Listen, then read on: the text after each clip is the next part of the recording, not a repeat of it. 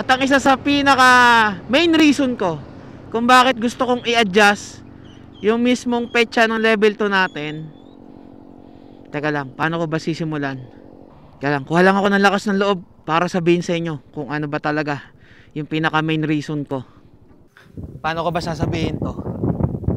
Teka lang, inom lang akong tubig. Kuha lang ako ng lakas ng loob.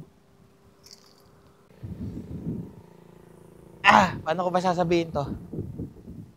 Kasi sa totoo lang, ngayon lang siya nagsisink in sa akin.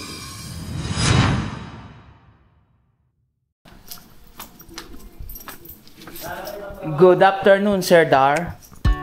Registrar ng level 2. Kasabay ko nang i-register sila sa DIC. At ang layo kasi niya, Hagonoy pa.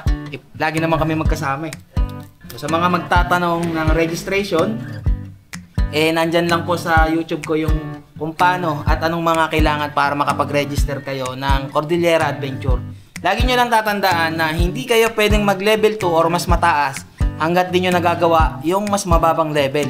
Kailangan mag-umpisa muna kayo ng 1 pataas. After namin mag-register, anytime pwede na kaming tumakbo ng level 2 kung kailan namin gugustuhin nila sa DIC. Kung wala na ba kaming gagawin na iba pa, si Sir na bahala. And after nun, magpe-payment kayo sa kanila kung cash or GCash. Pwede naman GCash eh. Tapos ngayon, may nakita pala ako rito, Conqueror items. So pwede kang bumili kung kayo ay certified Conqueror na ha. Conqueror means nakatapos na kayo ng Philippine Loop. Pwede kayong bumili ng mga items dito like cup, ito 300 pesos, mug, may mug din which is 150. Sleeve yung ano dito sa arm natin. And tube mask, Philippine Looper na tube mask which is 200 pesos. In-inform ako ni Sir Dar na anytime of this year or next year, magkakaroon na rin ng best ang Cordillera Adventure. Ito, bayad na. Ito na yung resibo na katunayan na tayo bayad na. At tapos, ito na yung aming passport para sa level 2. Kulay green. Di sir, kung kulay green to, kulay green din yung finisher nito. Tama. Kasi kulay blue nung una eh. Di kulay blue din yung sa ano natin. No? Ito yung level 1 eh. Tingnan natin. I-review lang natin tong ating magiging level 2 na ruta. So level 2, checkpoint details. Ayan. Mag-start ulit tayo ng Ritz Hotel, which is sa Baguio. Ang Baclaw View Deck, babalikan natin. Tinok Highest Point, talagang kasama na siya. Mayoyaw Municipal Hall. Tabuk, ADL. Ibig sabihin ng ADL, any distinguished landmark. Ibig sabihin nun, it's either police, outpost, or barangay hall. Pwede kayong mag-checkpoint doon, mag-picture para katunayan na nakarating kayo doon. And then iba pa na halos karamihan sir, ano rito municipal hall or town hall ano. Yung Claveria, Welcome Arch. Claveria, bababa na naman yan no. Pababa na yun no. Tapos pagbaba natin ng Claveria, taakit ulit tayo ng Pasagada. Maganda. Mukhang maganda magiging ruta natin ito. Sir, maraming salamat po. Okay, ulit sa pag-asikaso. Kita-kits ulit tayo sa pagtapos namin ng level 2. Okay, salamat. Ayos muna ulit ang daddy ha. May asikasuhin lang muna ang daddy. Huwag na malungkot. Magtuktok tayo? Ha? Hiram tayo ng Bajaj RE sa Bajaj Philippines? Ha? Magmamahal na araw na. Gusto nyo? Sige. Adjust ko muna yung Cordillera level 2, ha? Huwag na mag-away kayong dalawa. Kasi may lagi na lang kayo malungkot dito, Sige. Diyan lang, ha? Alis muna ang daddy. Isa muna yakap. Group hug tayo, group hug. Ito lang muna, ha? Uwi din ang daddy mamaya, ha? Diyan muna. Sige na.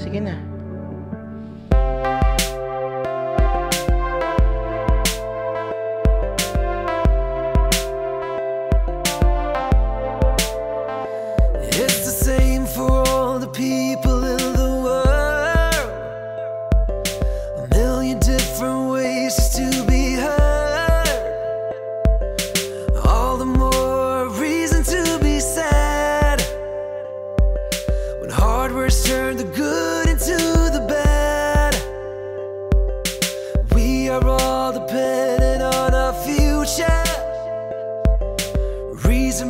start through a worry mind. Something else that sets the stage. Can never blame a heart that makes the choice to do the best of what we find. If we could see through a million eyes, if we could see the wound of truth in everything, if we could listen to the rolling of the dimes, if we could hear 1,000 voices when they sing, Woo! What's up mga kabakbak? Medyo tinanghali na ako ngayon sa lakad natin. Ang lakad ko ngayon ay pupunta ako sa kaibigan ko, kay Jamich, doon sa may Marikina. So bago ko sabihin sa inyo kung anong pakay ko, meron lang akong sasabihin sa inyo. Di ba nung after ng Nueva Vizcaya natin, yun yung paghahanda natin para ituloy yung ating level 2 ng Cordillera. Pero ngayon, nakapag-decision muna ako na ipagpaliban muna, i-adjust muna natin yung gagawin nating level 2 na yon.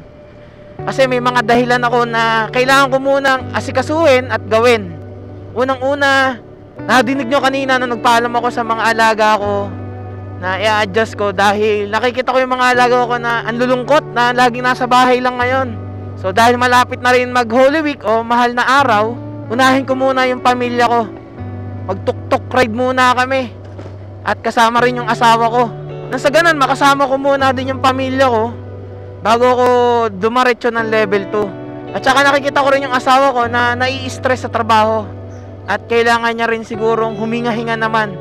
Kailangan niya ng ibang kapaligiran, yung sa tahimik na lugar. At syempre, nang sa ganun, magkasama-sama din kami ng mga alaga ko at ng asawa ko bago dumaretso na naman ang another year ng pasukan.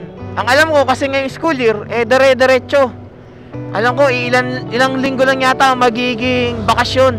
Kaya sabi ko sa asawa ko, idugsong namin yung gagawin niyang leave pagdating ng mahal na araw para mahaba-haba kaming magkakasama sa gagawin naming biyahe. And pangalawang dahilan kung bakit natin i-adjust is nitong mga nakaraang araw, ilang gabi na akong hindi makatulog ng maayos kasi nung kinuha ko na yung drone natin sa service center, hindi pa rin nagagawa. Halos inabot na ng 1 buwan pero hindi pa rin nagagawa yung pagdi-disconnect niya sa aking remote. Ang sabi nila, pilot error. How come na naging pilot error kung nagdi-disconnect yung mismong drone sa remote control? Wala pang 1 year yung ating drone. Under warranty pa. Tapos sabi nila, nung pagkagawa ng gimbal, yung unang crash, doon aminado ako, pilot error yon na once na magkaroon ng problema, after magawa yung gimbal, meron pang 3 months warranty kung anong problema ang lalabas. Pero nung inano ko na doon, ba't parang hindi nila kine-claim yung warranty, ayaw nilang i-accept. Pinagpipilitan nila sa akin na pilot error daw nung pangalawang crash. Kitang-kita nyo naman kung anong nangyari. At sinabi ko rin mismo sa DJI, nag-email ako sa kanila, isinend ko yung link ng vlog kung bakit siya nag-crash, which is, nag-disconnect nga sa remote. Malapit na siya sa bahay, sa mismong kung saan siya nag-take off. Tapos mayroong saging na mismo yung dahon niya, akala niya siguro stable na platform. Tapos doon naglanding at nag-crash na doon sa mismong puno ng kalamansi. At kitang-kita ko yung nangyari na yon. Ano ba naman yan? DJI! Ano? Pagkatapos bilhin, ganun na lang yung after sale service. Tapos ang tagal pa nila mag-email, ang mag-reply. Parang once a night, once a day lang yata sila nagre-reply. Tapos pag nag-reply ako nung ma-receive ko yung email, iniintay ko hanggang madaling araw. Kinabukasan na ulit na madaling araw siya magre-reply sa email ko. Nakaka-stress yung nangyayari dun sa drone ko na halos 2 taon kong pinag-ipunan bago mabili. Tapos ganun-ganun lang. And minsan, pagka-on ko pa lang ng mismong drone, magko-connect siya tapos mga ilang segundo lang disconnect ulit. Kaya hindi ko pwedeng hayaang magpalipad nang wala talagang GPS kasi once na mag-disconnect siya, doon tayo mayayari.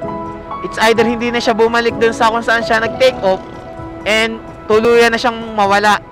Alam mo yun, nakakatakot magpalipad. Lagi kang may kabang nararamdaman every time na papaliparin ko si Bigwas. Kaya ngayon, ang pakay natin doon sa kaibigan ko, kay Jamich, kasi meron din siyang Mini 4 Pro na parehas sa akin, itatry ko kung controller or drone yung may problema. Itatry ko na doon i-testing sa kanya naman. And if ever man na ayaw nang tanggapin ni DJI yung warranty na sinasabi nila na pilot error, nakakapanghinayang lang na ganun pala yung after sales service nila. Na after mong bumili, parang wala na silang pakialam sa kung ano man mangyari sa drone mo. Although nakikita natin sa ibang vlogger sa ibang bansa na pagka nagkaroon ng problema yung drone nila, is pinapalitan kagad ng bago. Kasi dito sa Pinas, walang DJI K-Refresh na warranty. Kung saan, yearly mo siyang babayaran, mga 5,000 pesos yearly, which is okay naman. Kung halimbawa, ano man at ano mang mangyari sa drone mo, it's either pilot error or problema sa drone or sa remote, papalitan agad nila ng bago. Yun lang yung nakakalungkot sa warranty dito sa atin ng DJI. Na tipong parang iniitsupera lang tayo pagkatapos nating bilhin. Ni hindi man lang nila alam na kung gaano natin katagal pinag-ipunan at pinaghirapan bago mabili yung drone. Ang isang purpose ko nga kaya ako bumili ng drone, nang sa ganon, pagbiyahe natin, mas nakikita nyo ng kagandahan ng mga napupuntahan natin. Nadidisappoint lang ako dun sa sa DJI na yan. Although maganda naman yung produkto nila, maganda naman talaga, kaso pagka ganyan, kung meron lang sana talagang ibang option na brand ng drone na mabibili, yun ang bibiling ko. Kaso wala tayong ibang option no choice tayo kundi DJI lang talaga. Ang bigat-bigat ng pakiramdam ko sa nangyaring pagke-claim ko ng warranty ng DJI na yan drone.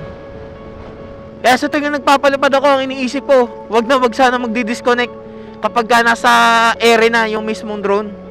Yun na lang yung lagi kong sinasabi sa sarili ko, wag ka magdi-disconnect, wag ka magdi-disconnect. Minsan binubulungan ko pa, wag ka magdi-disconnect, bigwas, wag ka mawawala, ganun ba? Ang sabi sa akin ng service center na nakausap ko doon na babae is, aware naman daw pala sila na kapag ka in-update mismo yung Mini 4, nagkakaroon ng problema na ganun. So kung alam nila, sana sinabi na nila sa akin na hindi na dapat in-update. Doon pa lang kasi after kong makuha nung nagawa na nung gimbal, in-update mismo nung technician. So kung doon pala yung problema, dapat hindi na pala nila in-update. Tapos nasabi sa akin ng service center na tutulungan daw nila ako sa DJI, i-contest daw nila yung nangyari.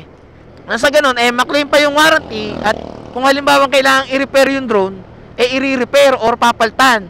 Nakalagay sa akin na sinend na quotation sa akin. Bibili ulit ako ng bagong drone na binigyan lang nila ako ng 15% discount, which is pumapatak ng nasa 35,000. Ano ba naman yan? Gumastos na ako ng 19,000 sa pagpapagawa ng gimbal.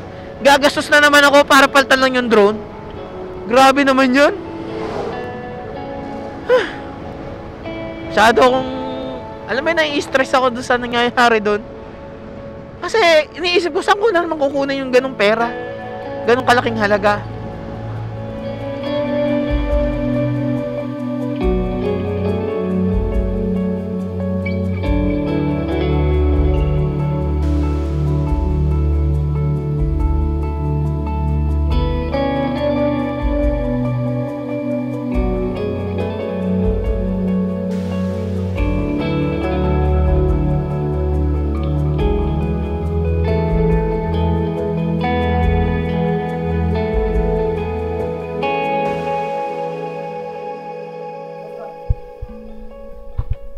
Hello?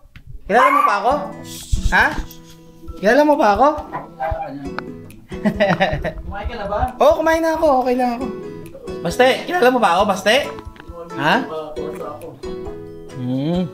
Bait ni Baste Kilala pa ako Para ka talaga si Coffee. Bro, kamusta experience ng Boss Ironman? Nakapagod pero masaya.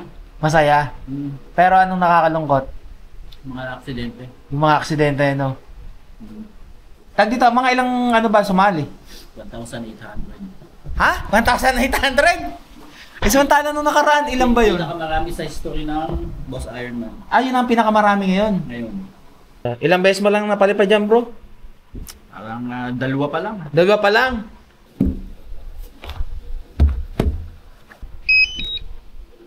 Para makita natin. Paano na-disconnect ba? Hindi nawawala dyan yung camera. Oo, nawawala. Teka lang. Buksan natin yung drone. Ayan, kumunik. Kumunik siya ha. Tingnan natin. Able to take off. Confirm. SD card. May SD card kasi dyan. Ayan, nag-disconnect na. Saan? Ayan, disconnected na siya. Ay, yung pula.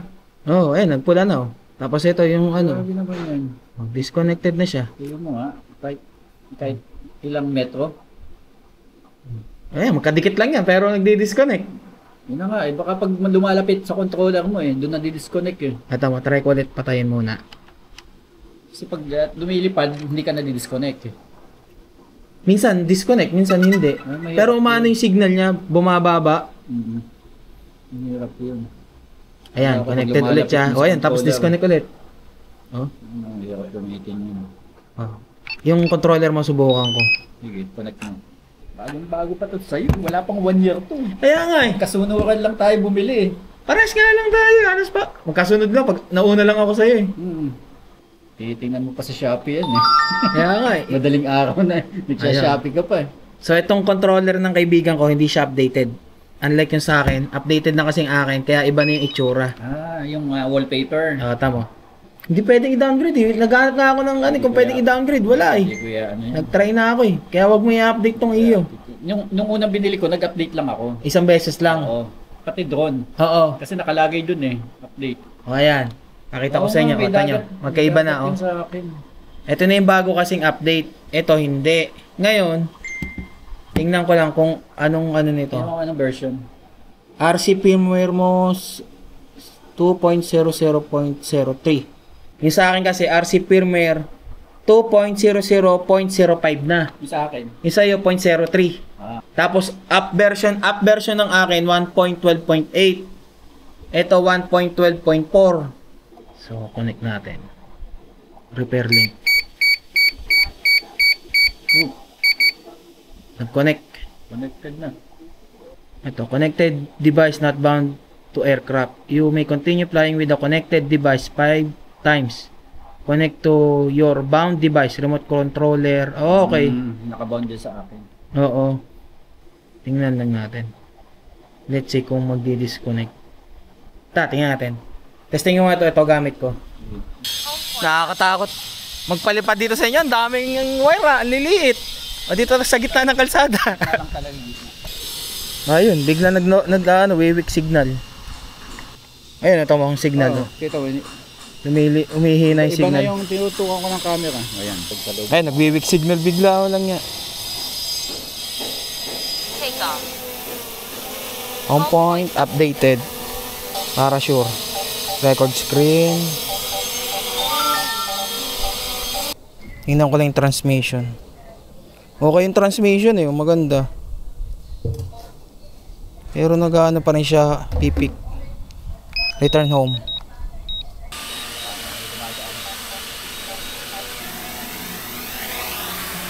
Okay. Ano, success? Eto mo, bigla nag-disconnect na oh. Oo nga no, pag dumikit na. Nagdi-disconnect na siya oh. May range siya na pag dumikit na sa'yo.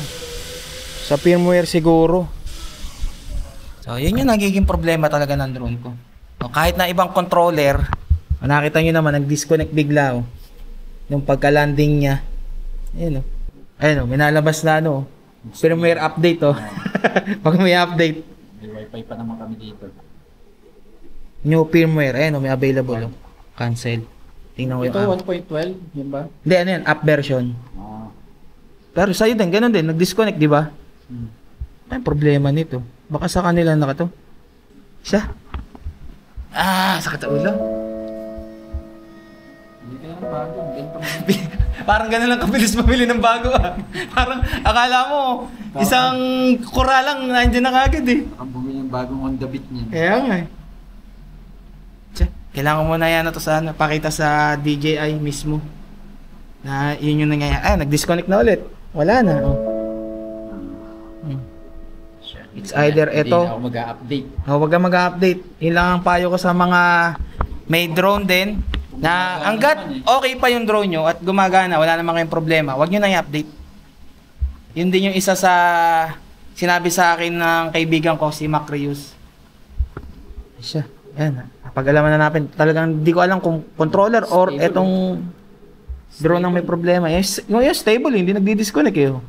With or without satellite. Paano bro? Salamat Na-testing ko ang aking drone kung ano talagang problema. Salamat! At least alam ko na yung problema. Talagang drone. Noong una naman, wala eh. Punta muna ako ngayon ng UPS. Yung yung courier ba? Na United Parcel Kineme. Ano nga ba ibig sabihin nun? UPS. Yung sa ibang bansa. Kasi ang ginawa ko ay naggawa ko ng online repair sa DJI at may binigay naman silang label sa akin. Although ang acceptable lang doon is mga taga-US. Pero ginawan ko ng paraan. Para na sa ganun madala na to doon sa mismong Hong Kong. At doon, sana magawa na. Sana nga lang kung hindi man magawa. At kung kasing halaga pa rin isang drone ang gagastusin, di ibalik na lang nila sa akin. Siguro naman sa tuwing gagamitin ko, sana okay. Di naman siya magkaroon ng disconnection pagka katulad ng pinalipad namin kanina. Kung kailan pagkabalik ng home, at saka lang siya nag-disconnect. At yung isa pa nga palang dahilan, kaya natin i-adjust yung level 2, gusto ko rin na subukan yung dual sports tire ni Shipa. Kasi ngayon ay malapit na siyang i-release. Mas maganda naman na i-testing na natin siya sa Cordillera. Nang sa ganun talagang sabak na sabak yung gulong. Kung anong performance ba ng gulong pagdating sa mga off-road at sa mga ganitong kalsada. At nung nagpunta ako sa Shipa office ay ito naman yung nangyari. Ang dami Full tank ang office Ba, may patikoy. Kila Sadik. Hindi ko makasama sila Sadik At tayo ay office boy muna tayo ngayong araw. Extra tayo kay Ma'am Irish dahil wala si Ma'am Irish Meron bang games ng computer ni Ma'am? Magge-games lang ako Pagka ganitong office, gagawin ko lang rito, maglalaro lang ako niyan Pero bakit mamaya lang mga picture mo yung nandito? Nakita ko tuloy. Nening-neni ka pa dito Yung mga Shipa ambassador dyan hindi pa kumukuha ng tikoy. Kung wala na kayong balak kunin yung tikoy, ibigay nyo na sa akin Ito. Oy, pobre manlalakbay. Motorerang sexy. Kailan ba kayo pupunta? Kaya ako dumaan dito ngayon sa office is para malaman kung anong mga sukat ng gulong na ilalabas para sa dual sports tire. 130 by 70, 13, 110 by 70 na 13, 110 by 80 na 14.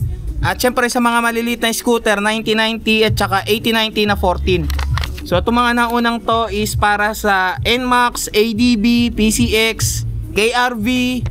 Yan yung mga kasukat na gulong na yan so sa mga nag-aabang, ayan na po. Abang-abang lang, kaya nga natin i-adjust yung ating level 2 para magamit na rin natin yung dual sports tire sa mismong kabundukan. Talaga masusubukan natin kagad yan. Kasama doon si Ma'am Marge. Opo. Ma'am, thank you Thank you rin sa boss namin syempre. Kasama na ako dito. Peace bump! Hoy! Asa na? Asa na? Yung shocks! Yung shocks? Asa na yung front shock na TRC para sa akin? Wala pang available. TRC baka naman. Front shock lang. May tagas na yung akin. Sasaba ko kagad ng bundok para matest na yan. Ipaabot mo naman. Kasi yung yung front shock na yun, pang daily pwede. Pang haragan pwede yun. Pwede yun. Pang bakbakan pwede yun. Pwede yun. May bit nun. TRC. TRC.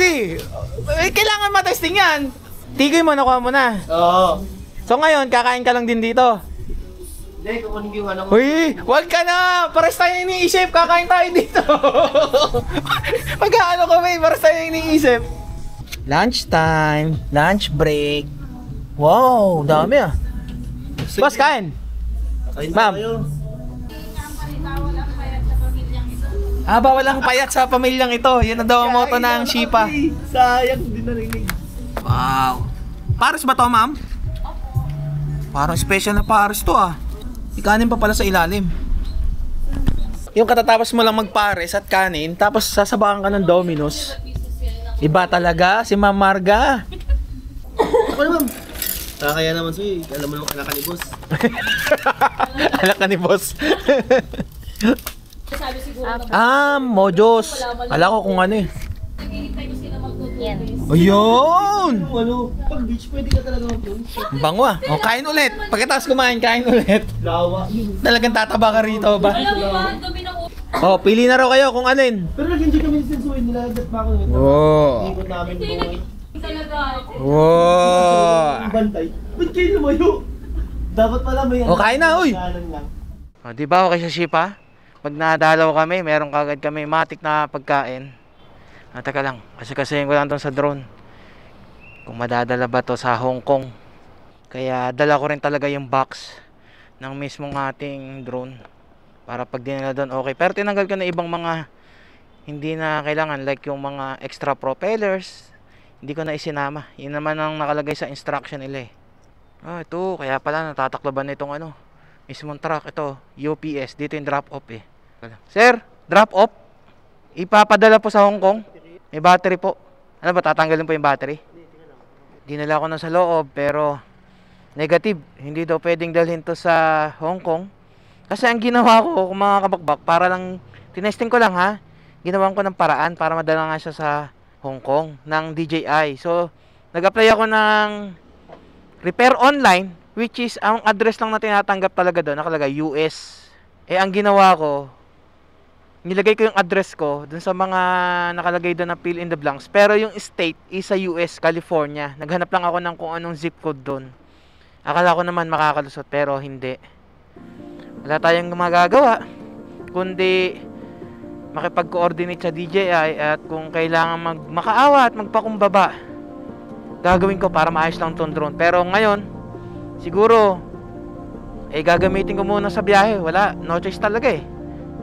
Nakakahinayang lang talaga na yung 2 taong kong pinag-ipunan nauuwi lang sa ganito na hindi ko man lang nasusulit pa yung gamit. Nakaka-stress. Ay nako. Ngayon ay dadaan lang muna ako ng Antipolo at may inuutos sa akin ng asawa ko na meron daw akong kukunin dun sa Antipolo kila mama. After ko nga din pala mag-register ng Cordillera, dumiretso sa Shipa, ay pinagawa ko na rin to si Bisti. Yung kanyang front shock, diba nung pagkagaling natin ng Nueva Vizcaya, is may tagas na lang yung kanyang front shock. Kaya nagpunta rin ako doon sa Team Bochog para ipagawa. Deliver ko nga din pala itong kapeng binili natin sa may Maliko Point view deck. 200. Ano lang to eh, 100 lang to eh. Walang iya. Imbunado pa ako sa 50. Binabaklas na ni Master Kambal. May tagas na ulit? Meron, dalawa. Yun. Wala kang kaputik-putik eh. Kapapalinis ko nga lang yun eh. Meron na ulit. Tagas talaga. Baka madali pa ako niyan. Kung hindi ko agad ipapagawa, madadali pa. Ball race yan. Ball race na naman. Kasi hindi pantay na yung niya, namin sa loob. Pag bumibitaw nga ako naman ng bela, nanginginig eh. Time check. Mag-8 PM ng gabi. Ayun, may ilaw na yung ating brake light. Langya ka, nasa tabi ng kalsada, nakakatakot eh. Hindi ako makano sa gilid eh. Wala nga palang kaliwa. Shoutout! Ayun. Shoutout nga sa mga taga-barangay San Lucy dyan. Langya ako. Shout out! Bro, yun nga palang adjust ng preno. Malubog na eh. Parang kumakandidato lang ah. Malay mo naman, kumandidato na siya sa susunod na rito, botohan. Boss, salamat. Ingat. Thank you. Narga na ako. Ingat ha, ingat. Okay. Tinga. Shock test. All good na ulit. Oh. Time check, 4:43 PM. At nakuha ko na yung pinapakuha sa akin ng asawa ko. Ito, tela lang pala yung dinaanan ko sa Antipolo. Ngayon nagawa na si Bisti, yung kanyang front shock, ready na ulit siyang sumabak sa kahit anong biyahe. And bago tayo mag-Cordillera, kung kailan man yun gagawin natin, ay ipapa-change oil ko rin muna, syempre si Bisti. At ang isa sa pinaka main reason ko kung bakit gusto kong i-adjust yung mismong petsa ng level 2 natin. Teka lang, paano ko ba sisimulan? Teka lang, kuha lang ako ng lakas ng loob para sabihin sa inyo kung ano ba talaga yung pinaka main reason ko. Paano ko ba sasabihin to? Teka lang, inom lang akong tubig. Kuha lang ako ng lakas ng loob. So nasabi ko na sa inyo kung ano yung mga naunang dahilan kung bakit natin ililipat yung petsa ng Cordillera Level 2. Paano ko ba sasabihin to? Kasi sa totoo lang, ngayon lang siya nagsisink in sa akin. Yung nasabi sa akin ng kaibigan ko sa asawa ko and sinabi sa akin ni Angel, yung masamang balita. Siguro nagtataka din kayo kung bakit hindi nyo nakikita yung tatay ko sa mga vlogs ko na nanay ko lang yung nakikita ninyo. Sa mga nakakakilala sa akin personal at sa mga matagal nang nakasubaybay sa akin. So ako ay galing po sa broken family which is hiwalay po ang aking magulang, ang aking nanay tsaka tatay simula nung bata pa ako, mga 3 taong gulang. And then, nung time na yon hindi ko pa alam na hiwalay yung magulang ko. Ang mga tanong na nasa isip ko nung bata ako, nasa na yung tatay ko, bakit hindi na siya bumalik sa bahay, nung lumipat kami ng Kalumpang, bakit hindi niya ako dinadalaw. Yun yung mga tanong na nasa isip ko nung mga bata pa ako. Tapos nung lumaki na ako, mga grade 3, doon ko yata nalaman na hiwalay na talaga yung magulang ko.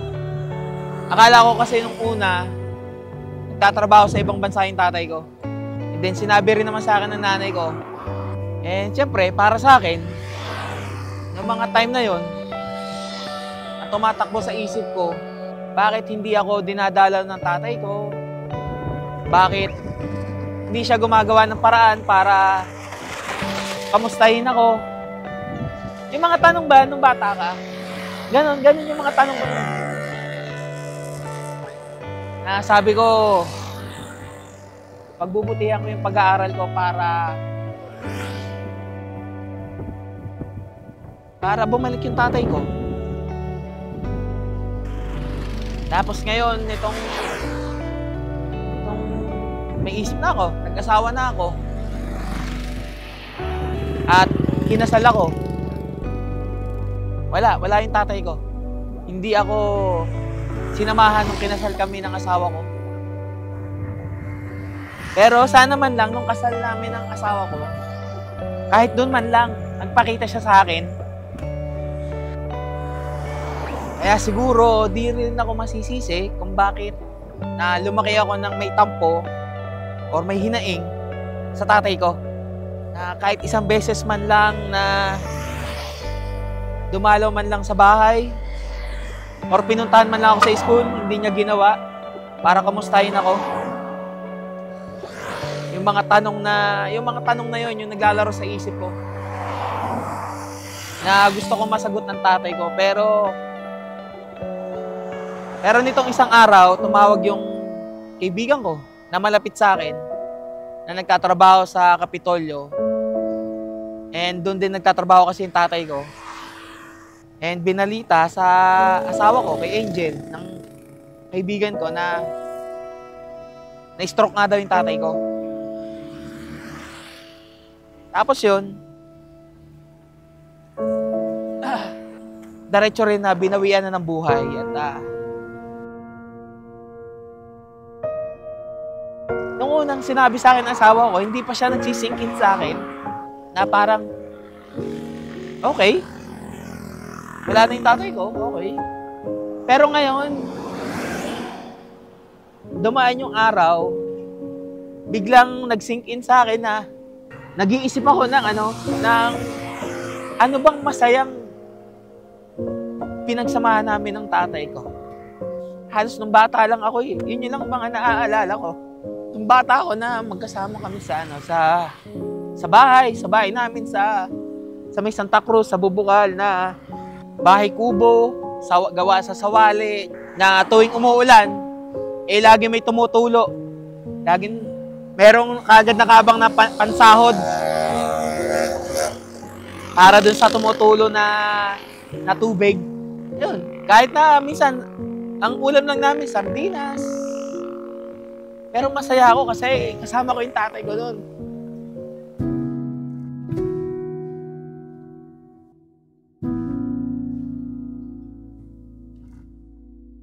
Ngayon, ngayon ko lang nare-realize na mas masaya kapag kabuo yung pamilya. Ngayon ko mas naanohan yung simpleng buhay na gusto ko na buo yung pamilya. Na meron akong tatay na gagabay sa akin. Nandyan din yung nanay ko, di ba?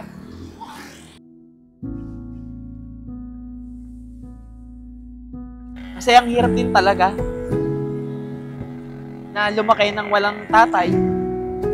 Na minsan hinahanap ko yung pag nakikipag-away ako kung meron bang magtatanggol sa akin, di ba?